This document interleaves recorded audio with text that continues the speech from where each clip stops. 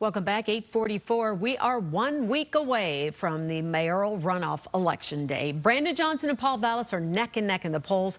And with Chicago's Latino population making up about 30% of the population, they could be the deciding factor in this election. And joining me is Sylvia Puente, President and CEO of the Latino Policy Forum. Good morning to you. Thank you so much for joining me this morning.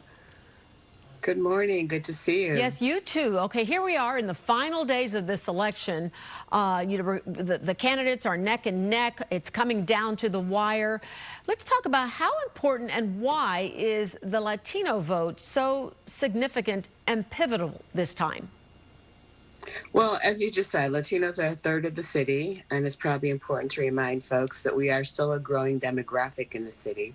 The last census told us that the Latino population had increase in the city of Chicago, while other populations are not growing or are actually declining. So in terms of our youth, in terms of our community, we are a growing and vibrant sector of the city.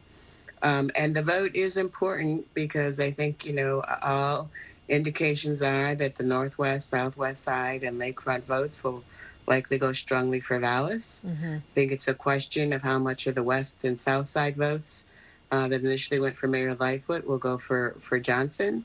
And the Latino vote is that in-between vote. And I was fortunate, my organization, to work with several other, a coalition of Black and Latino organizations and the Center for Democracy at Northwestern to publish a poll in leading up to the election. And what we saw is that the Latino vote is certainly not monolithic, right? That poll indicated that many Latinos were, of course, going to support then Congressman Garcia, but it was not a lock. There are a good number of Latino elected officials that are strongly supporting Brandon Johnson, and it really appears that they obviously mobilized their troops in the last go-round. And those elected officials and their ward and their local organizations are clearly knocking on doors to support Brandon Johnson. It's interesting you're saying that, if I can jump in, Sylvia, because you're saying it's not monolithic, which is interesting because it's not a race issue at all then. And we often hear about how the Latino vote is a fractured vote within the community itself. So what do these candidates need to be doing, and what have they been doing to try to win that vote over? Well, obviously, I think that they both have robust campaigns. I think that Brandon Johnson has a good number of more Latino elected officials that are in his corner, and they are certainly mobilizing their voters to come out and vote. And certainly at this point, it is outreach, outreach, outreach.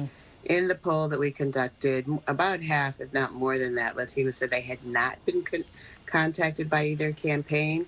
So outreach is really, really important. And opposed to fractured, I think what I'd like to say is that the Latino electorate is pretty sophisticated, right? Sophisticated in its choices, sophisticated in thinking on what are the issues that are of key concern to the community and who they feel best represents them.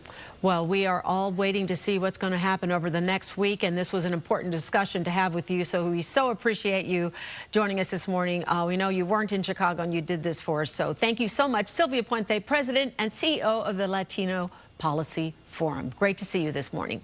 You take care. Thank you so much. And we'll be right back.